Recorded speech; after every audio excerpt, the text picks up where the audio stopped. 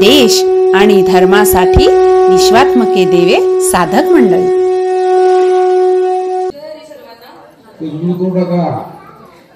बबिता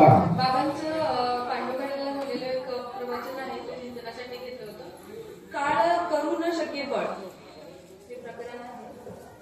आता आपण जमलोय 2-3 दिवस झालं, 3-4 दिवस झालं आपण जमलोय।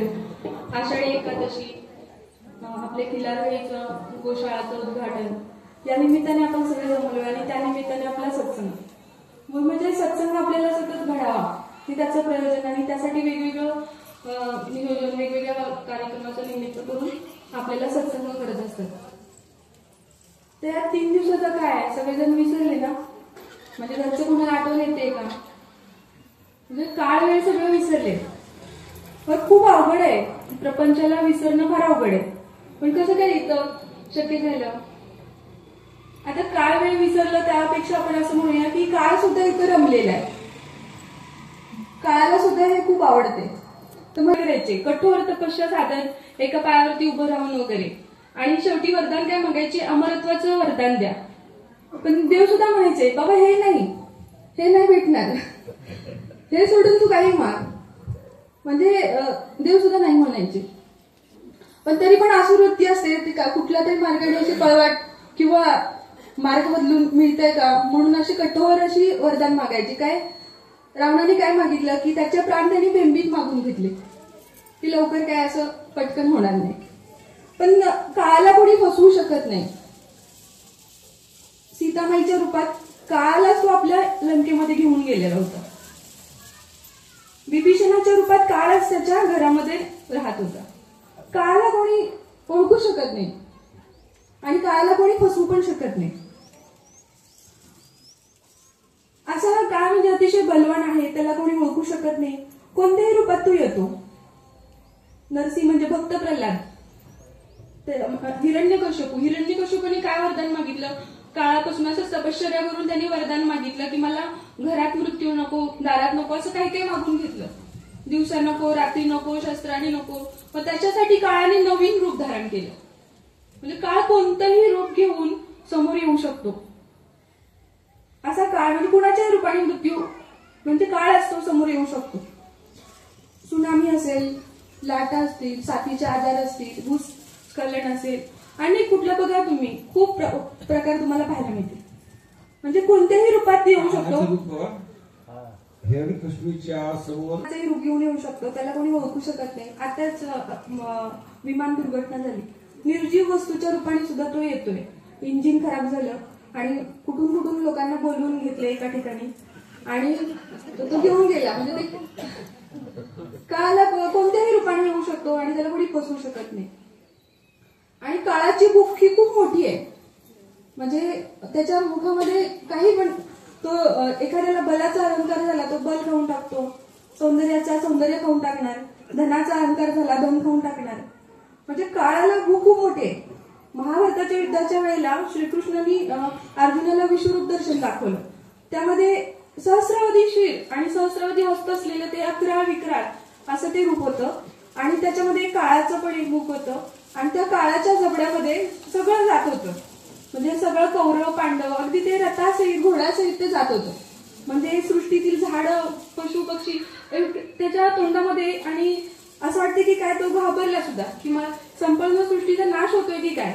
अर्जुन घाबरला, म्हणजे त्याला तो बोलू लागला की देवा हे तुझं हे रूप आवर आणि तुझं सौम्य रूप मला दाखव।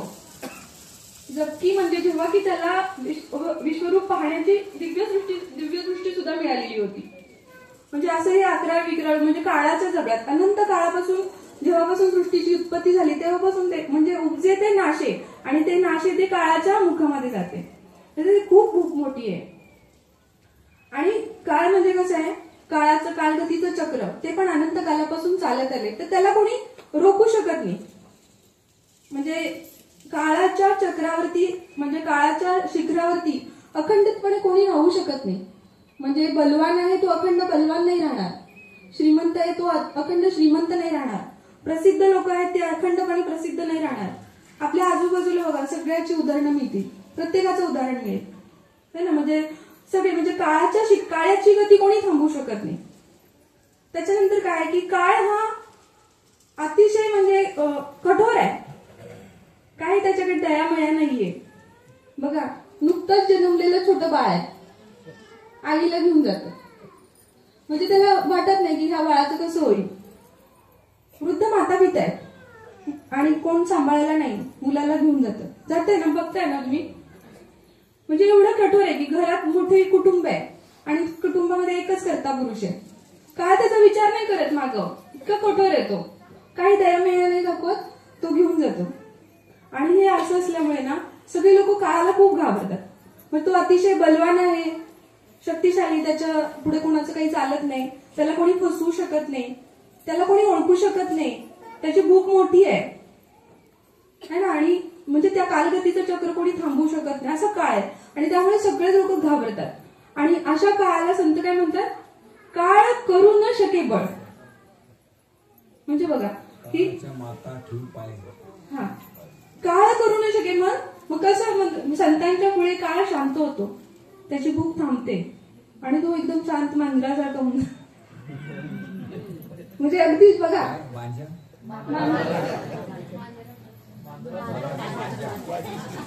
म्हणजे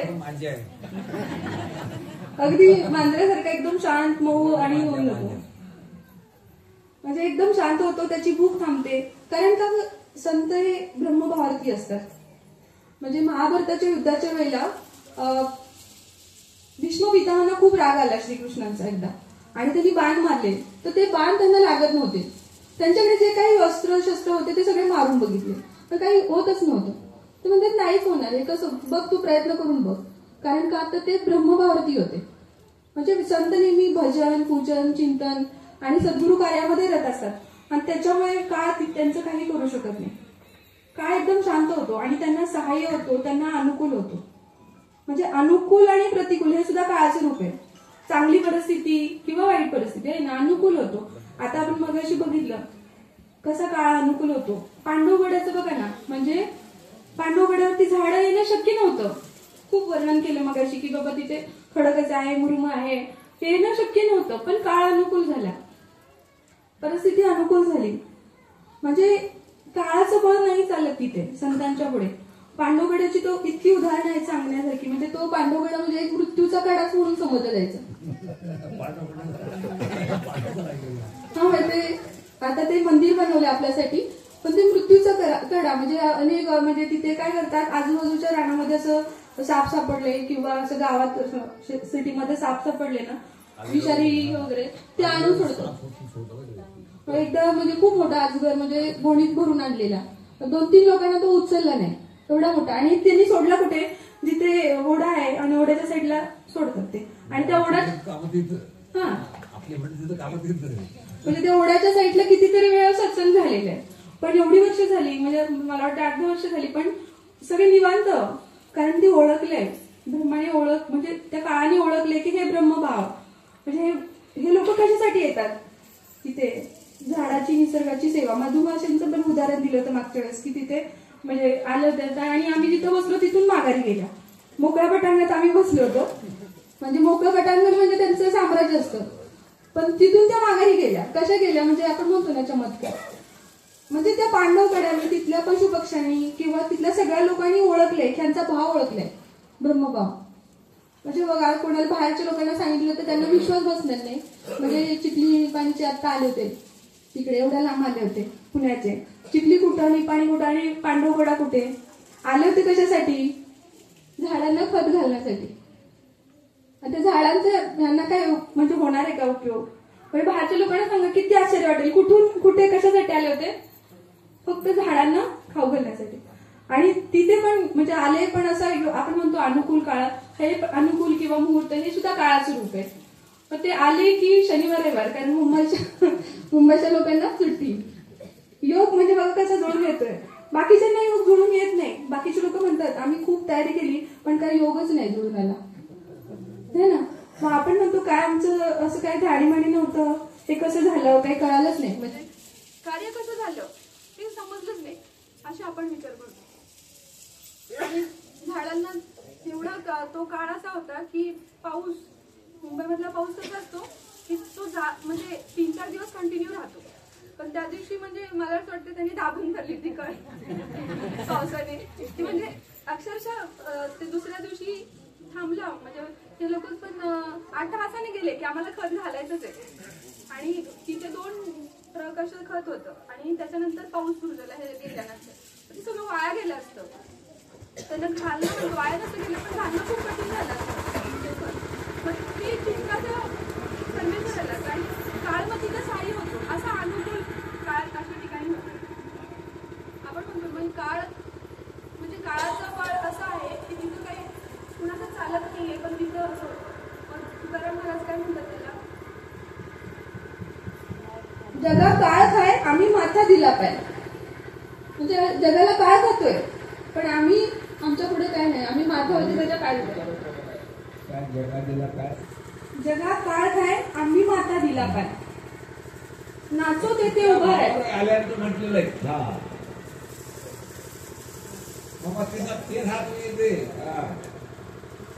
ब्रह्मभावावरती आल्यानंतर जगा काळ खाय आम्ही माता दिला पाय नाचो ते उभा राय जाता वेगळे करेच आहे है ना म्हणजे जिथं आम्ही नाचतो तिथं काळ असतो आणि तो शांत उभा राहतो आणि जिथं आम्ही काम करतो तिथं आमच्या सहाय्यासाठी तो पुढे येतो हरीच्या गुणे झाला होता खातची भुकेला म्हणजे ते हरीचं गुणगाण ऐकून भजन चिंत सगळं ऐकून त्याची भूक भागली तिथे नाहीतर तो सगळं खातच होता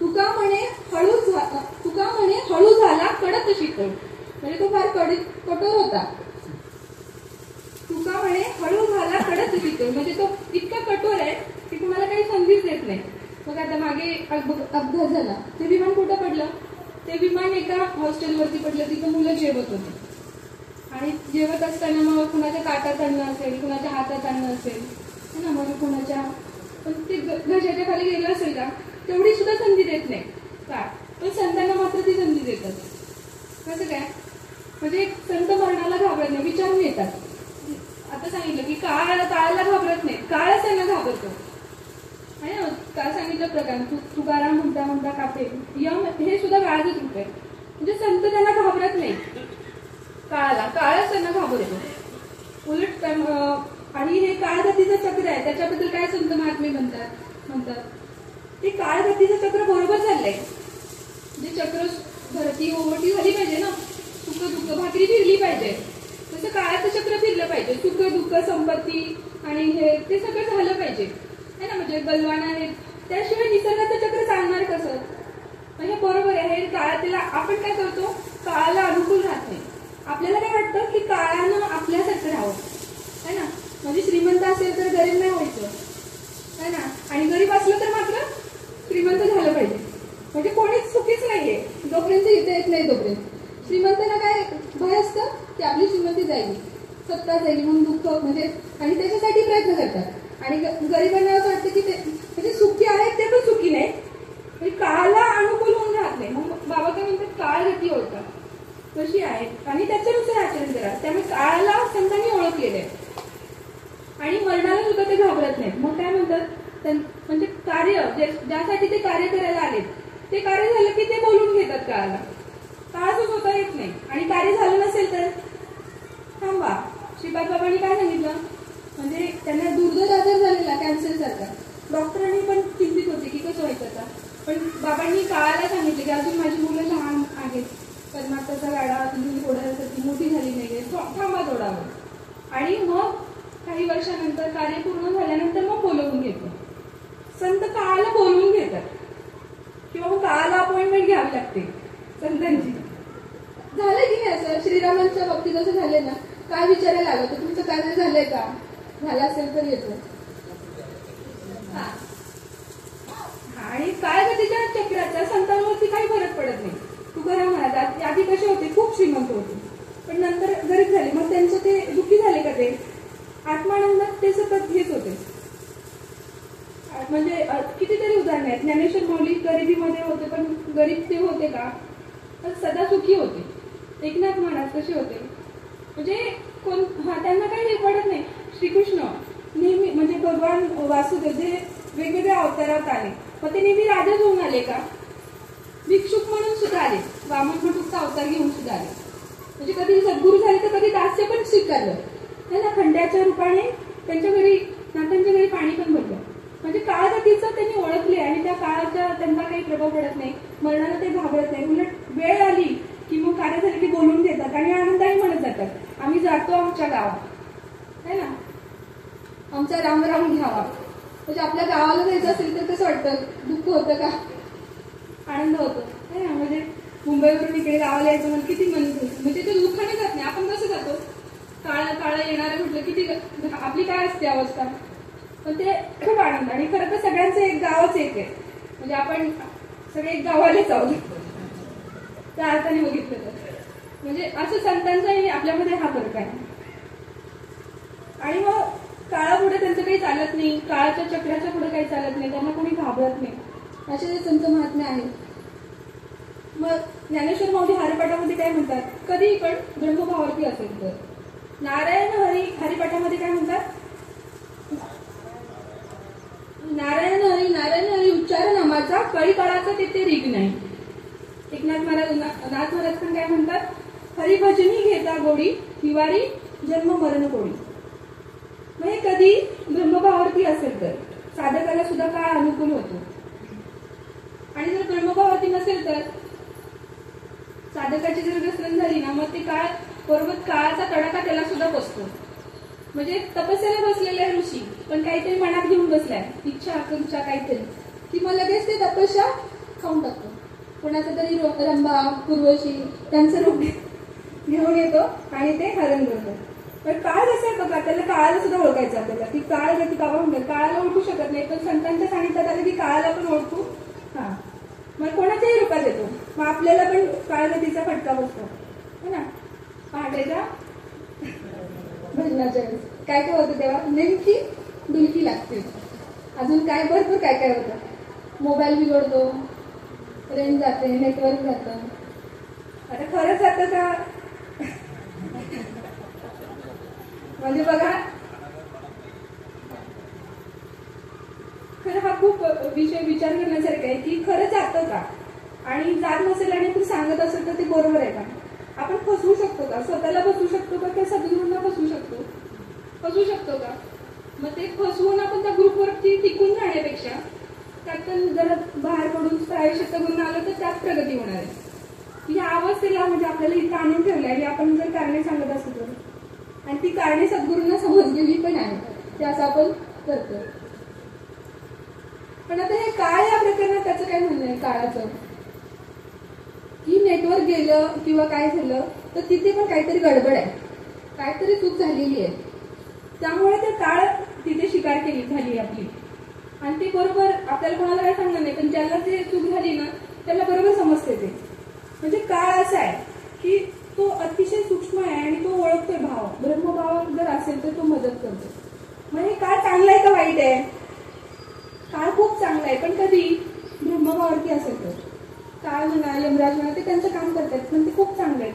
त्यांचं म्हणणं काय आहे मग काळाचं म्हणणं आहे की तुम्ही कशासाठी जन्माला आलाय, ज्याच्यासाठी तुम्ही जन्माला आलाय ते तुम्ही करा.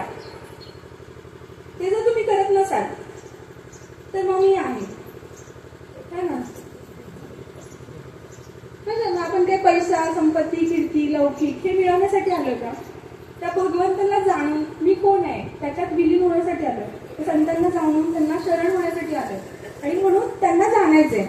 काळाचं म्हणायचंय की बाबा तुम्ही ते जाणा. मग काळाला म्हणजे ज्याच्यासाठी तुम्ही जन्माला आलाय मग हे कसं कळेल आपल्याला. मग नामदेव ते कसं कळेल आपल्याला की ज्यांना नामदेव महाराजांचा पूर्ण अभंग काळावरती आहे आणि त्याचं ते कसं कळेल ते शेवटच्या चरणात सांगतात.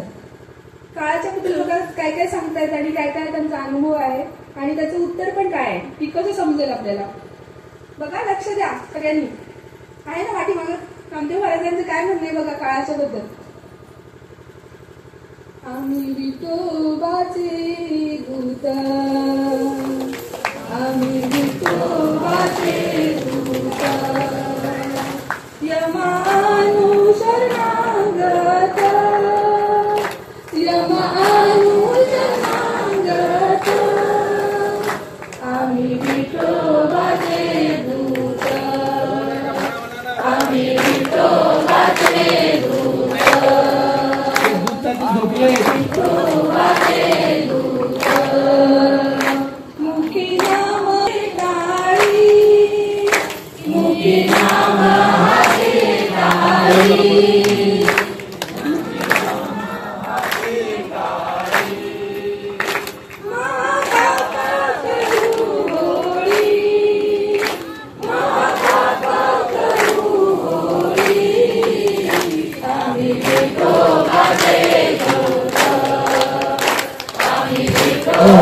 विठोबाचे दूत आम्ही विठोबाचे दूत करू हरिनामाचा घोष करू हरिनामाचा घोष हरिनामाचा घोष करू घोष कुंभपात पाडू घोष आम्ही विठोबाचे दूत आम्ही विठोबाचे दूत आम्ही विठोबाचे दूत करू हरिनामाचा कीर्तन करू हरिकथा कीर्तन तोडू ब्रह्माचे बंधन तोडू यमाचे बंधन आम्ही विठोबाचे दूत आम्ही विठोबाचे दूत आम्ही विठोबाचे दूत नामाचा एवढा प्रताप नामाचा कवी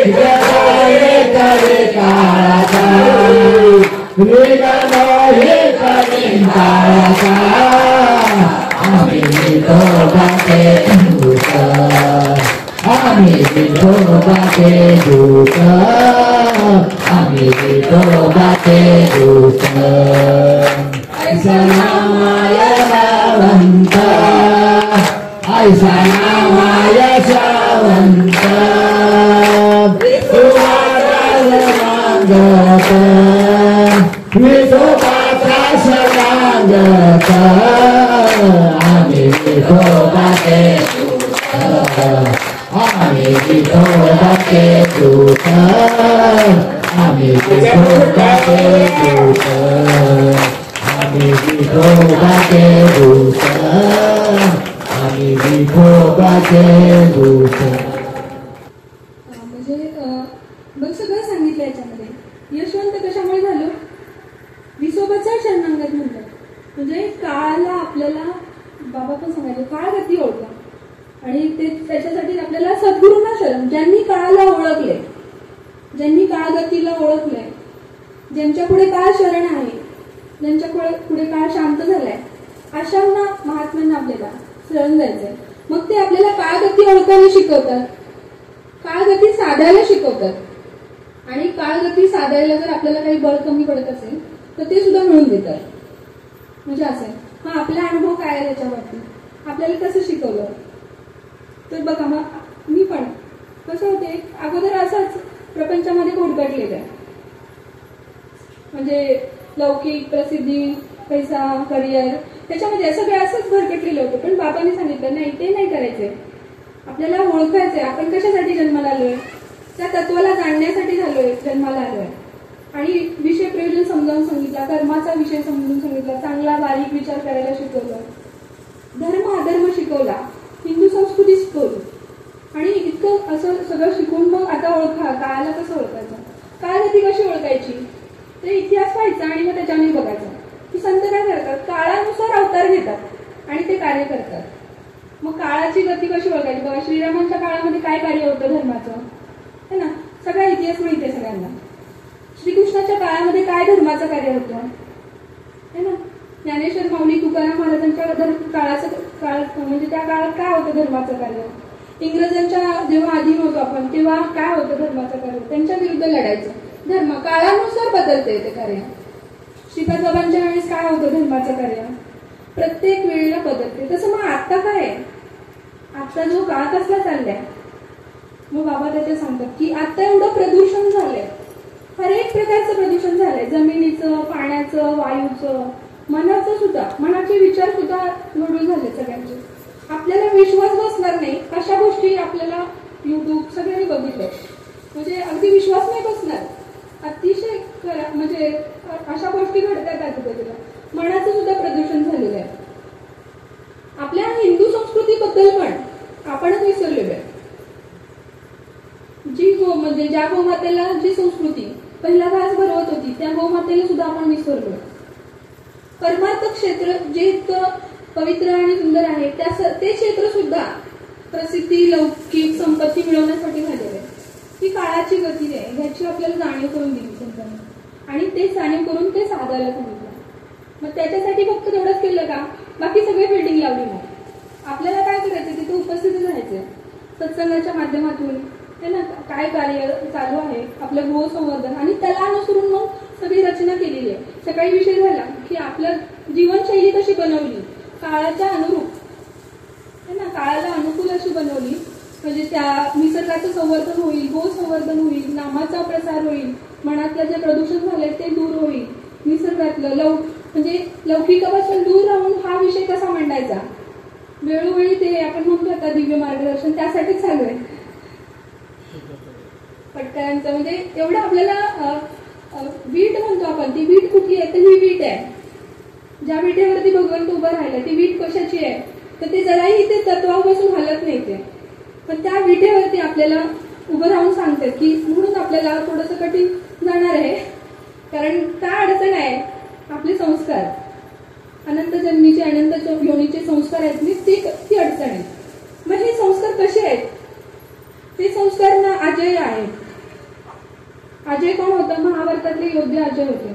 भीष्म पितामह है ना, अश्वत्थामा, जयद्रथ, हे असे अजय होते की त्यांना अर्जुन मारू नाही शकत नव्हता, म्हणजे त्याच्या बळाने ते मारले नाही, तर कृष्ण नीतीने ते मारले गेले.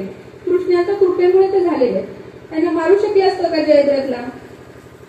तर संतांच्या कृपेने. मग हे आपले संस्कार सुद्धा असेच अजय आहेत. मग त्याच्यासाठी आपल्याला नित्य इथे उपस्थित राहायचंय है ना. काय सांगतायत? नित्य सत्यमित हरिपाठ ज्यासी कळी काळ त्याची न पाहे दृष्टी. म्हणजे नित्य आपल्याला झालं पाहिजे. म्हणजे अंडर कंडिशन आहे की बाबा आपल्याला कळी काळाचा कधी होणार नाहीये. नित्य सत्यमे, नित्य हा शब्द फार महत्वाचा आहे. नित्य होईल का? आता तुम्ही कोणी पण सांगा की नित्य तुम्ही सत्संग करताय का? एकही सत्संग चुकवला असं झालंय का कधी? है ना. म्हणजे पहाटेचं ब्रह्ममुहूर्ताचं भजन आहे ते त्याच्यानंतर झोपायचं नाही. कोणी असं झोपलं नाही असं कोणी आहे का? कुठलंही कार्य घ्या. आता गोमातेचं पूजन, म्हणजे गोशाळामध्ये काम करतात आपले चिपळीची मंडळी पण करतात. म्हणजे आपल्याला काय करायचं? सांगायचं उद्देश तुमचं कार्य चालूच आहे, पण आपल्याला खोलवरती जायचं. बारीक चाळण लावलेली आहे तिथे. म्हणजे नित्य होतंय का? म्हणजे नंबर लावलेत ना की आज ह्यांनी जायचं, मग नित्य होतंय का? पण माऊली तर म्हणलं नित्य सत्यमित हरिपाठ ज्यासी कळी काळ त्याची. म्हणजे म्हणले ना, आस्थेच्या महापुरी रिक्ता तो कोट्यावरी परिप्राप्तीच्या पहिलं मी विपाईला. म्हणजे एकच कोणतरी जाणार आहे का? की नित्यमध्ये बसत नाही. पण तुम्ही विचार करा, खूप गहन विषय आहे की बाबांनी आपल्याला ते सुद्धा सोपं केलंय. हे भजन ग्रुप आहे ना, तो साधा सुद्धा ग्रुप नाहीये हा. म्हणजे ते नित्यमध्ये ते येते. नित्य आपल्याकडे होणार नाही, आपल्याकडे होणार नाही. ते जसं अर्जुनाला मारणं शक्य नव्हतं ना, तसं आपल्याकडे नित्य होणार नाही. मग तो ग्रुप ठेवलाय. मग तेवढं त्यांना ते पण एवढं प्रेमाने सांगतात. एवढं कठोर उत्तर होत नाहीयेत काळासारखं आपल्याशी की नित्य. म्हणजे हा विषय बघा, मी एक कथा बोलते बघा, त्याच्यावरती कसं वाटतं की हा विषय कसा आहे. सत्यभामाने एकदा श्रीकृष्णांची तुला करायची होती, आणि त्या तुलामध्ये ती यादवांची होती. तिला जरा अहंभाव होता, तर ती कृष्ण तुला सोन्याची करणार होती. तर ती सगळी सोनं तिच्याकडचं जेवढं होतं तिला ह्याच्या, तर तिने ते सर्व ठेवलं, पण ते कृष्णाचं फडक हलत नव्हतं. शेवटी तरी पण ती म्हणती माझ्या अंगावरचं थोडंसं सोनं ते पण ठेवलं, पण तरी पण ते हल्लं नाही पारडं. कृष्ण तुला होतं. मग शेवटी ती उदास होते, म्हणजे निराश होते, आणि मग शेवटी रुक्मिणी मातेकडे जाते आणि त्यांना म्हणते तुम्हीच ओळखता त्यांना, काय मला सांगा आता काय करू मी. ते म्हणतात की हे तुझं सोनं नाणं त्यांनी कधी हलणार नाही येते, तू फक्त प्रेमाने तुळशीचं पान ठेव, भक्तिभावाने शरण जा त्यांना. मग ते आले. मग एक तुळशी पानाने ते पारडं उचललं. तसं हे मला वाटतं, माझे असा अनुभव वाटतं की ते बाबांचं एक भजन ग्रुप आहे ना, आपण कितीही परमार्थ करा त्या नित्यमध्ये नाही बसणार. ते भजन ग्रुपचं त्यांनी ते मला वाटतं तो ठेवलाय, तरी किती महत्वाचं आहे ते बघा. म्हणजे कोणी असेल तर की त्यामध्ये येण्याचा प्रयत्न करायचा आहे. नित्य आपण नाहीच बसणार असं त्याच्यामध्ये, म्हणून त्या भजन ग्रुपमध्ये यायचंय. मग ते आपल्याला काळाची गती ओळखायला शिकवतात आणि काळ साधायला शिकवतात. म्हणजे काळ ओळखायला शिकवतात, काळ साधायला पण शिकवतात. ही सगळी नियोजन कशासाठी आहे? पर्वकाळ म्हणतो. सत्संग हा पर्वकाळ आहे. मग काळाचं ते साधायला शिकवतात. या इथे चालू आहे, काय काय प्रयत्न आपल्यासाठी इथे येण्यासाठी, गोशाळा निर्मिती आहे, हे सगळं साधायचं आहे. पहाटेचा ब्रह्ममुहूर्त आणि ते साधल्यानंतर त्याच्यामध्ये बळ सुद्धा निर्माण होते. म्हणजे सत्संग म्हणतो सर्वश्रेष्ठ प्रथा आहे सत्संग. त्याच्यात काय काय होईल आपण नाही कल्पना, आपल्या कल्पनेच्या पलीकडचे. म्हणजे बघा की बॉम्बस्फोट होत आहे सगळीकडे, बरोबर. बाहेर युद्ध चालू आहे, आपण पण सिंदूर ऑपरेशनचं बघितलं. बॉम्बस्फोट टाकल्यानंतर तिथली अवस्था कशी होते? सगळं जनजीवन विस्कळीत होतं, निसर्गाची हानी होते आणि काय काय भरपूर काय काय होतं. तसे याचा विचार केलाय का की असे पण काही बॉम्ब आहेत की ते जनजीवन सुरळीत करतात, नवनिर्मिती करतात, वृक्ष म्हणजे निसर्गाचं संवर्धन करतात. कुठले बॉम्ब आहेत ते? म्हणजे संतांच्या मुखातून जे शब्द येतात ते सत्संगामध्ये, मग इथून तो बॉम्बस्फोट होत असतो तिकडे कुठे निसर्गामध्ये. सगळ्यांचं जनजीवन सुरळीत होतंय, निसर्गाचं संवर्धन होतंय, नवनिर्मिती होते. काही म्हणजे गोशाळा निर्मिती केली आणि मंदिराची स्थापना केली, नवीन नवीन प्रकल्प येतात आपल्यासाठी. तर सत्संग एवढा महत्वाचा आहे. त्यातून आपल्याला म्हणजे एवढा सगळं होणार आहे, आपल्याला काळ होत येणार आहे आणि सगळं जे काही आहे ते आपल्याला नित्यनित्य त्याच्यामध्येच राहायचं आहे. झालेली सेवा सद्गुरूंच्या चरणी